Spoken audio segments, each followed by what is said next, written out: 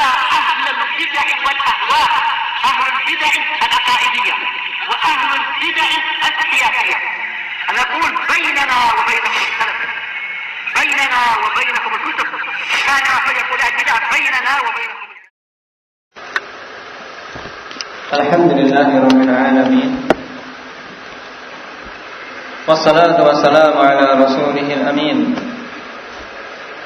وعلى آله وأصحابه ومن تبعهم بإحسان إلى يوم الدين. Amma ba'd. Pertemuan yang lalu kita telah membahas tentang perkara yang pertama yang merupakan pokok dari agama kita ini, yaitu secara ringkasnya apa Mujahid?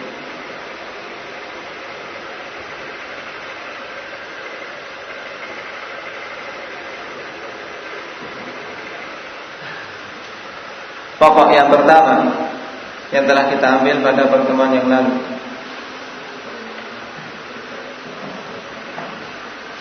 nah, perintah untuk beribadah kepada Allah Subhanahu wa ta'ala semata, tidak mensekutukannya dengan sesuatu apapun, serta dorongan manusia untuk melakukan hal tersebut dan memanjangkan al-wala pada tauhid, serta mengkafirkan siapa saja yang meninggalkan tauhid. Baik. Kemarin kita mengambil poin yang ketiga, yaitu wal muwalatu fi. Apa yang dimaksud dengan muwalah? Indah ya Abdullah.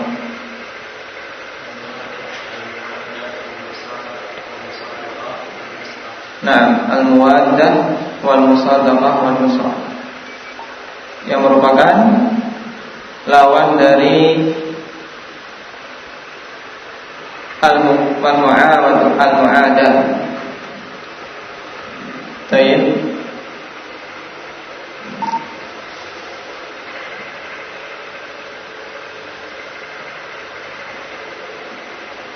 Dan ini merupakan perkara yang harus ada, karena tidak akan mungkin seorang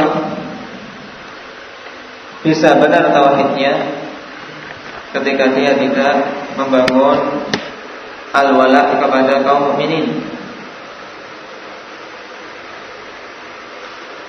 Apa dalil dalam masalah ini? Indaki Ahmad, bahwasanya saling cinta mencintai sesama kaum muslimin itu perkara yang wajib.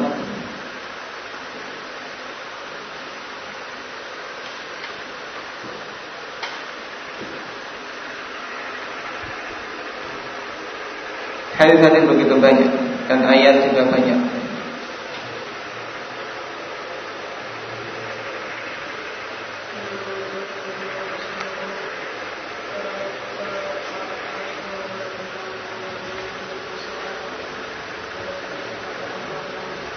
Nah, innama waliyukumullahu wa rasuluhu walladzina amanu alladzina yuqimuna as-salata wa yu'tuna az-zakata wa hum raki'un. Baik. Adapun mengenai pengkafiran orang-orang yang meninggalkan tauhid, ini jelas dan telah kita lewati dalam pelajaran Nawaqidul Islam. Kita masuk pada pokok yang kedua yang agama ini tegak di atasnya, yaitu perkataan Syekh Muhammad bin Abdul Wahhab rahimahullah ta'ala, at-tsani al-indaru 'ani syirki fi ibadatillah wa taghlidhu fi dzalika wal mu'adatu fi wa takfiru man fa'ala. Yang kedua yaitu memperingatkan dari kesyirikan dalam peribadatan kepada Allah, serta at-taghlidh, yaitu peringatan keras dalam permasalahan syirik ini agar manusia menjauhinya. Wal mu'adatu fihi, dan permusuhan yang dibangun di atas yang perkara tersebut. Wa takfiru man fa'ala, serta mengkafirkan siapa saja yang melakukan kesyirikan. Poin yang kedua ini alhamdulillah, perkara yang mesti ada setelah seseorang membangun agamanya dengan mewujudkan peribadatan kepada Allah Subhanahu wa taala semata, maka perkara kedua yang agama itu harus dibangun adalah menjauhi dengan sejauh-jauhnya kesyirikan dalam ibadah, serta memperingatkan manusia dengan peringatan yang keras agar menjauhi kesyirikan. Kemudian membangun al-bara', permusuhan dengan orang-orang yang musyrik, permusuhan dengan orang-orang yang kafir. Serta mengkafirkan siapa saja yang melakukan kesyirikan. Dalam syarah akan semakin jelas bagi kita. Taqra ya Abdurrahman.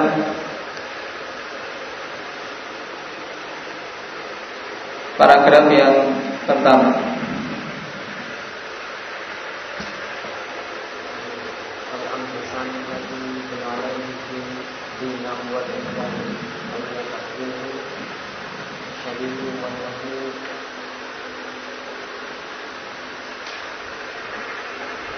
Al-akid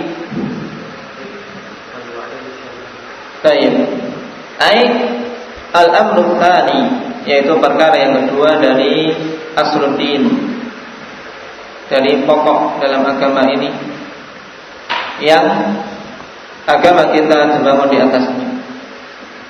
Alladzi yubna alaihi din, yang agama ini dibangun di atasnya, huwal indar, yaitu peringatan. Mana indar ay wat tahdhirus syadid wan nahyul akid wal wa'idus syadid,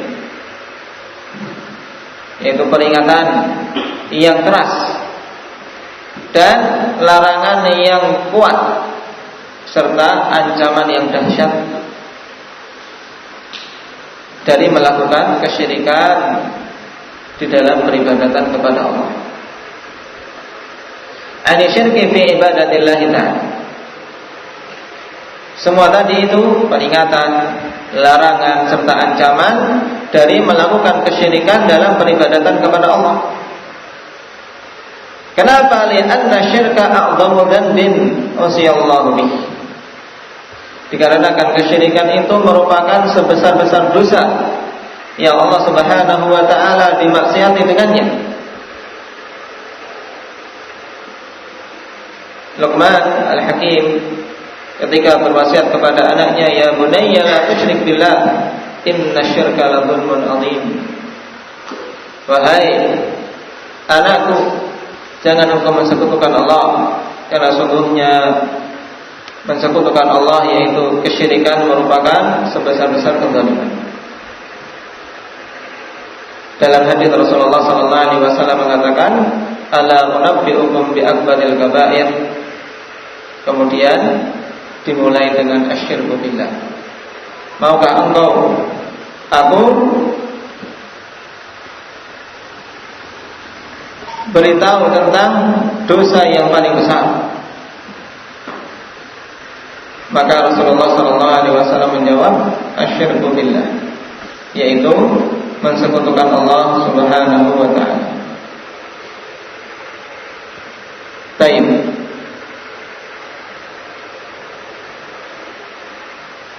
Sekarang pengertian syirik itu apa? Asy-Syaikh mengatakan wasyirku an-nasib. Ini secara bahasa. Syirik itu adalah bagian. Wa minhu al-haditsul muttafaqu alaihi man a'taqa syirkan lahu fi 'abdin. Dan di antara yang menunjukkan bahwasanya makna syirik itu adalah bermakna nasib, yaitu hadis yang muttafaqun alaih tentang masalah budak, di mana Rasulullah SAW mengatakan man a'taqa syirkan lahu fi 'abdin, siapa saja yang membebaskan bagian miliknya yang ada pada seorang budak. Syirk di sini bermakna bagian. Jadi seorang budak dimiliki oleh dua orang misalnya. Budak seharga 1 juta mungkin mudahnya pada zaman ini. dibeli bersama-sama, masing-masing iuran 500.000. Nah, jadi seorang punya bagian di sini, punya bagian pada budak tersebut setengah. Nah, siapa saja yang membebaskan bagian yang dia miliki pada budak tadi. Jadi yang 500.000 ini saya bebaskan. Berarti budak ini merdeka tapi baru setengah. Setengahnya masih dimiliki oleh orang lain. Nah, ini makna syirik secara bahasa. Ay nasiban, maknanya adalah bagian yang dia miliki ya pada si budak tadi. Wa syaraktuhu idza sirta syarika. Dan pada perkataan orang Arab, syaraktuhu, aku bersekutu dengannya apabila aku menjadi sekutunya, ya bersama-sama dengan dia. Wa qad asyraka billahi fa huwa musyrik. Dan sungguh dia telah mensekutukan Allah, maka dia itu musyrik. Ini ingin menjelaskan dari sisi apa lughawi, secara bahasa bagaimana ya asal usul syirik. Dalam perkataan seseorang waqad asyraka billah fa huwa musyrik idza ja'ala lahu syarikan wal iyadu billah. Jadi musyrik seorang yang mensekutukan Allah yaitu ketika dia menjadikan bagi Allah Subhanahu wa taala sekutu. Nah, yang dianggap memiliki bagian dalam hak untuk diibadahi atau bagian dalam hak rububiyah atau bagian dalam hak-hak yang merupakan kekhususan Allah Subhanahu wa taala. Ini gambaran pengambilan kata syirik dari sisi bahasa. Wal-'iyadzu billah. Kalau sampai seseorang terjatuh dalam perkara yang seperti ini. Adapun pengertian syirik secara istilah disebutkan berikutnya. Wa ta'rifu syirki syamili huwa musawatu ghairillahi billah fima huwa min khasa'isillah.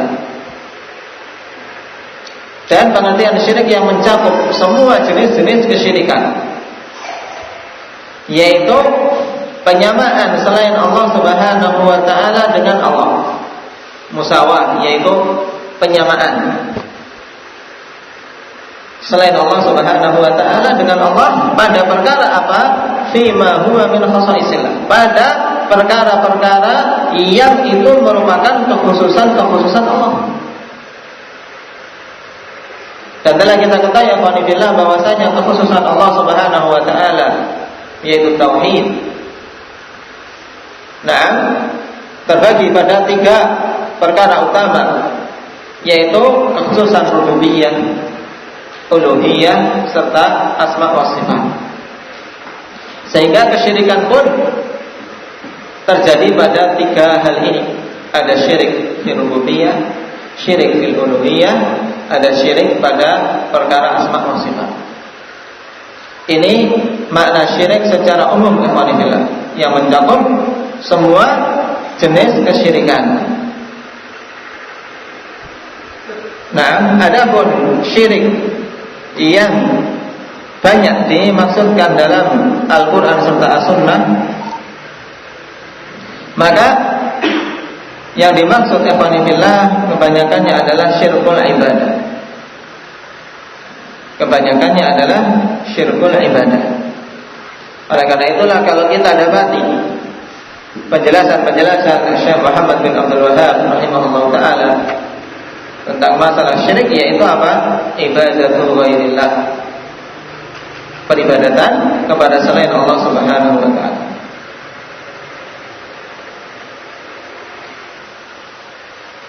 Qala walahu aqsamun wa anwa' ya'til kalamu 'alaiha fi mawadhi'iha insyaallah taala. Dan syirik itu memiliki jenis-jenis dan macam-macam yang banyak yang insyaallah akan datang pembicaraannya serta penjelasan tentang kesyirikan tersebut pada tempatnya.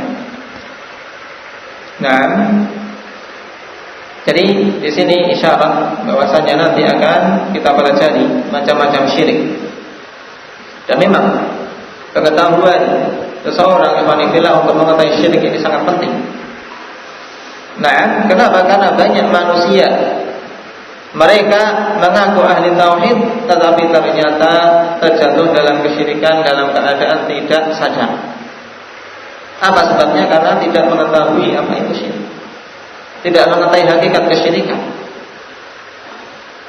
Dan akan kita ketahui pentingnya mengetahui kesyirikan dan menjauhi serta memperingatkan manusia dari penjelasan-penjelasan berikut ini. Iqra ya Abdullah.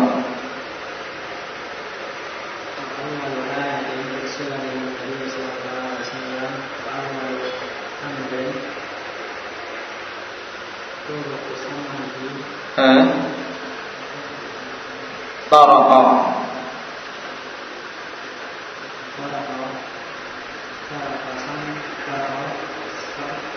sam'ahu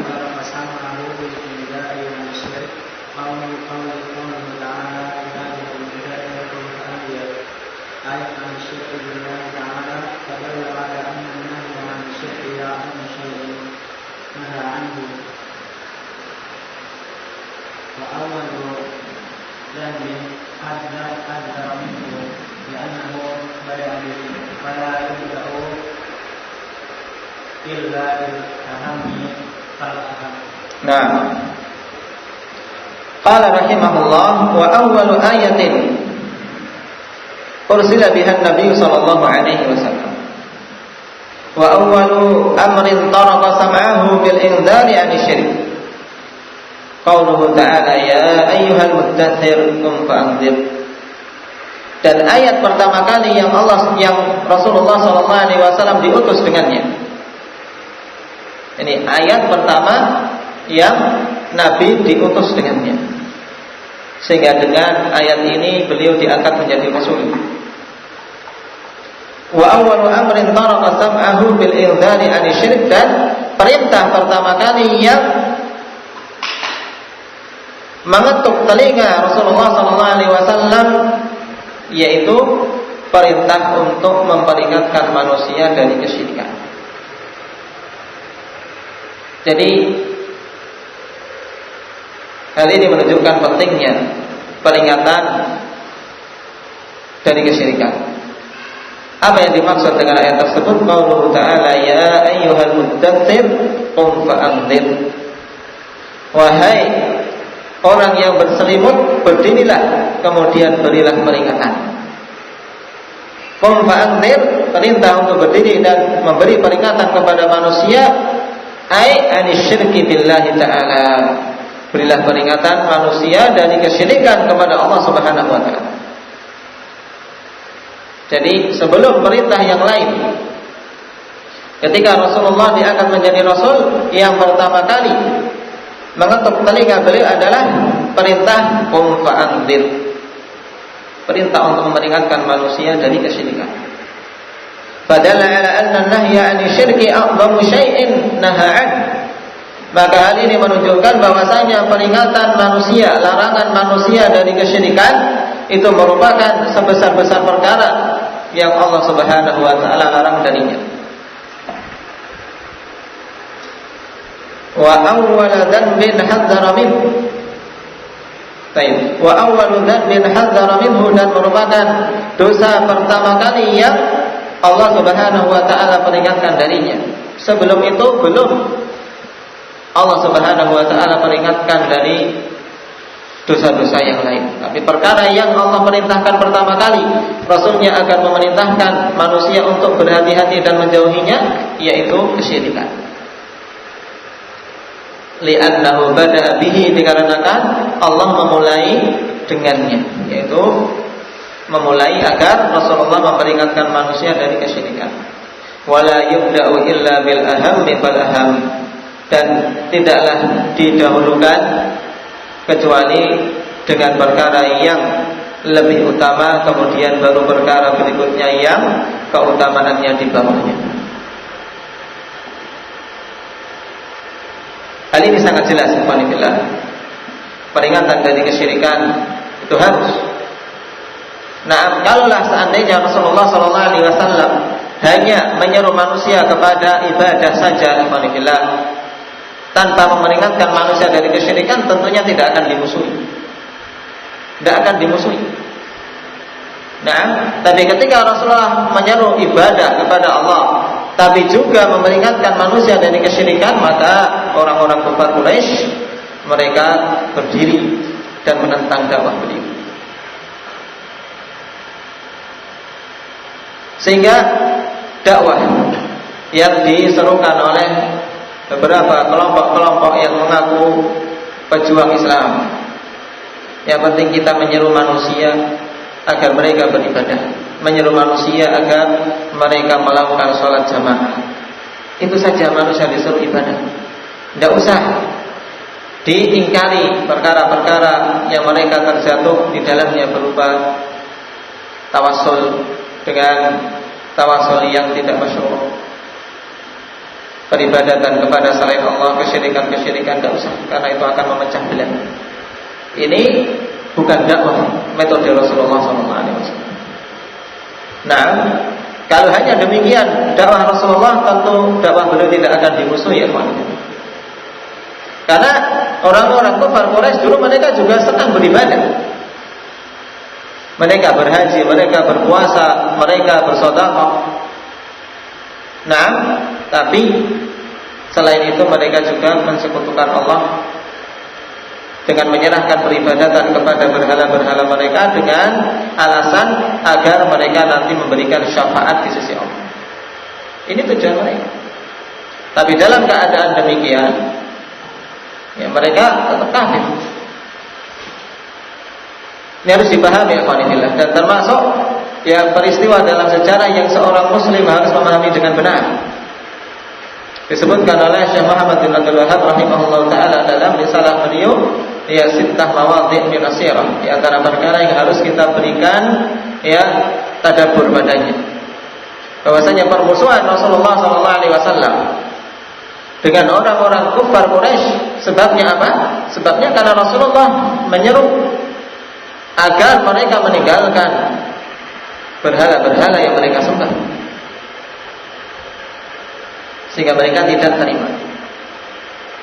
Jadi, wan nadharatu 'ani syirki muqaddamun 'ala ad-da'wati ila tauhid.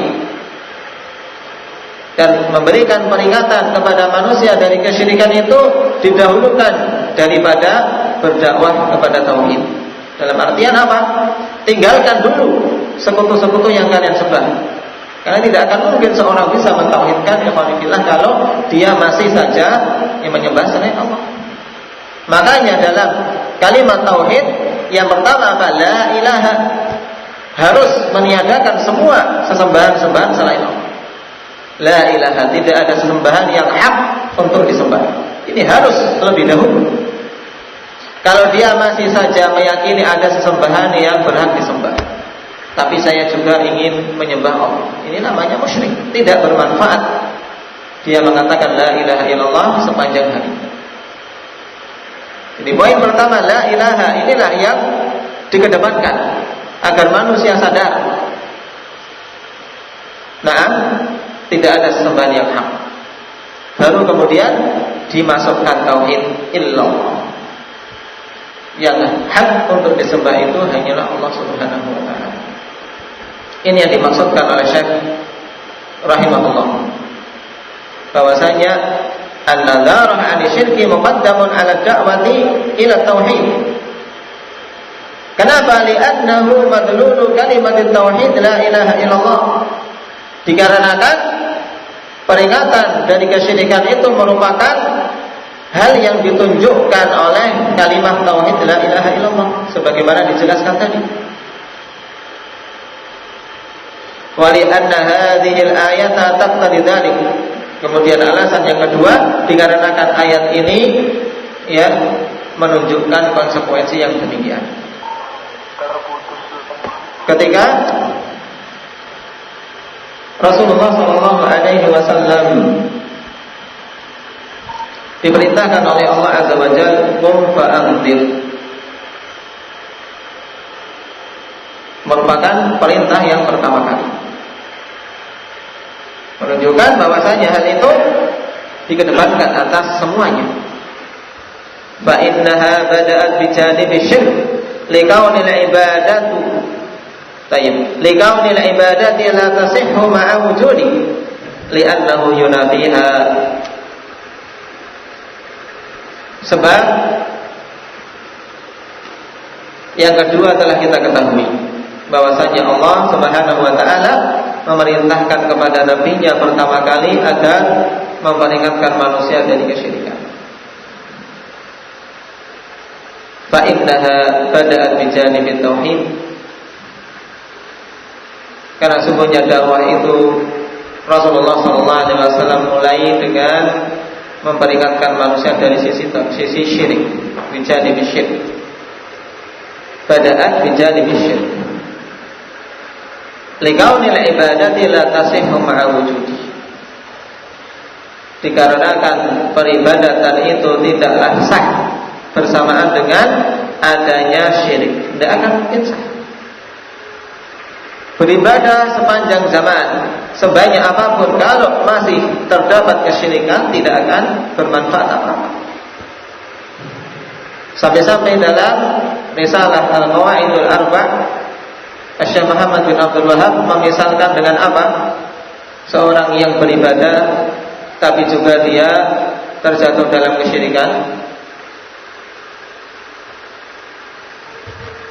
Seperti apa? Seorang yang sholat tapi apa? Dia dalam keadaan berhadas. Sholat dalam keadaan berhadas sah tidak sholatnya? Tidak akan sah. Demikian pula ya, seorang beribadah dalam keadaan dia mensekutukan Allah. Falau wujidat wal munafi mawjudun lam tasihha falam tanfa. Kalau seandainya saja didapati ikhwanillah suatu ibadah, nah dalam keadaan perkara yang bertentangan dengannya itu juga maujud, juga ada, maka tidak akan sah dan tidak akan bermanfaat. Ini harus dipahami dengan baik. Mana perkataan Syekh falau wujidat wal munafi mawjud. Seandainya saja didapati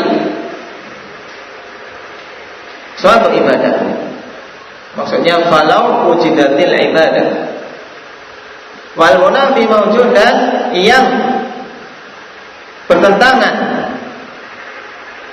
dengan ibadah tersebut yaitu kesyirikan ada, maka ibadah tadi tidak akan sah, walam tanfa, dan tidak akan bermanfaat.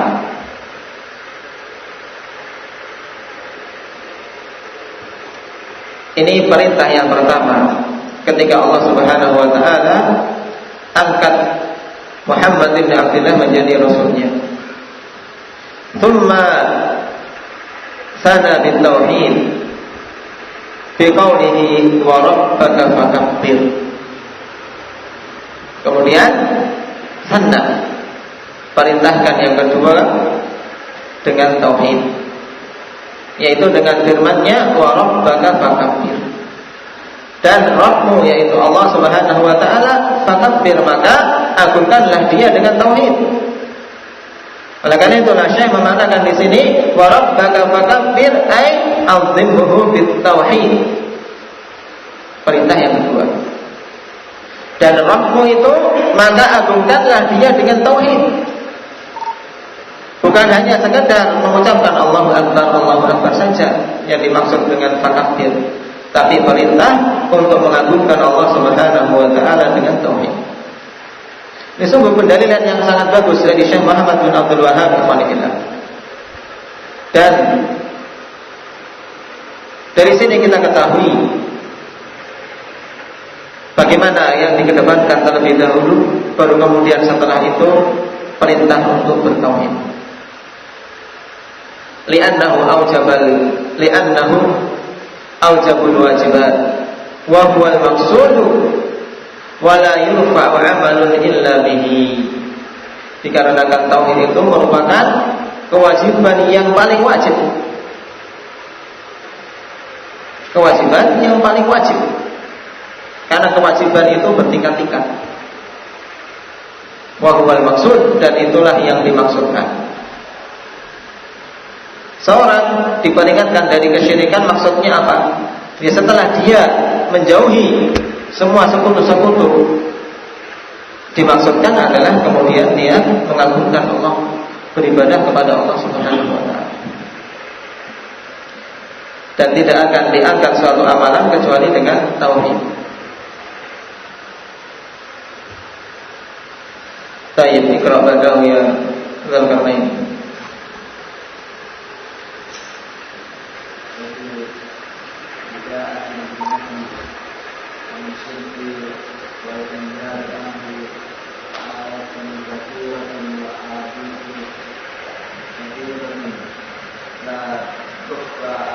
La takhfa